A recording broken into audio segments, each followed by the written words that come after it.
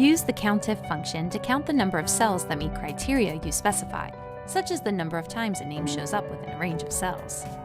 To use a formula with COUNTIF, select an empty cell, type the equals sign, and type COUNTIF into the cell, followed by an opening parenthesis.